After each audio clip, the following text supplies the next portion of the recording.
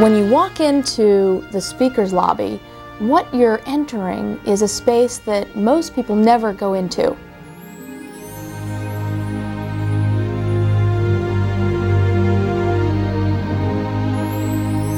The first thing you see are a long row of portraits of the speakers who have served the House of Representatives. They're portraits of every speaker who has ever served after his assignment as speaker has been completed. Right from the very first, Speaker Muhlenberg, who served in 1789.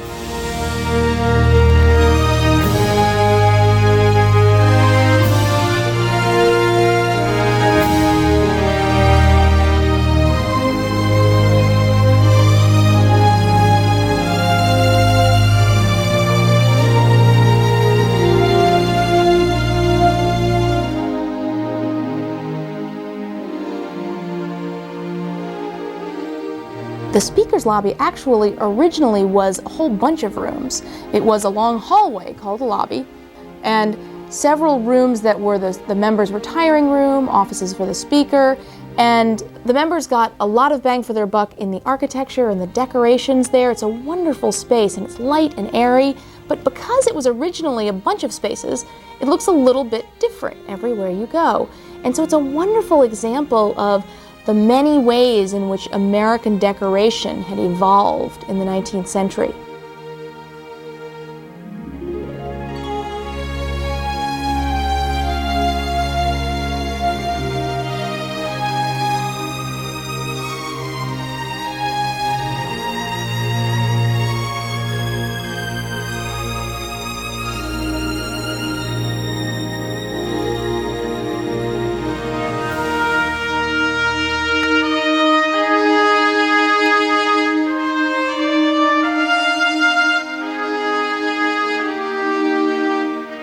Let's look at these guys and see what they're doing. Right up against the wall where the speaker sits on the other side in the chamber is one of the desks that was designed to be used in the House chamber when it was first built in the 1850s. When that was in use in 1857, that was the only office a member of Congress had.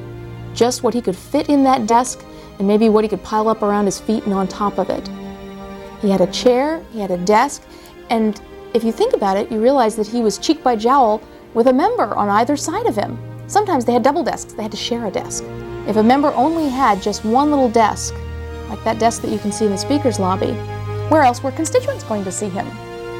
Well, in fact, in the speaker's lobby. And this very space, the speaker's lobby, is thought to be the origin of the term lobbying. Everything that we have that has to do with history here is part of the constant reminder to all of us, members and the citizenry, that we've dealt with problems before. We've done a lot of this before. So it's just a little nudge to people whenever they're here that there's a long tradition of coming together and solving problems just inside this chamber. And this stuff is seated right behind where the speaker's rostrum is. So it's a nice sort of continuity of history.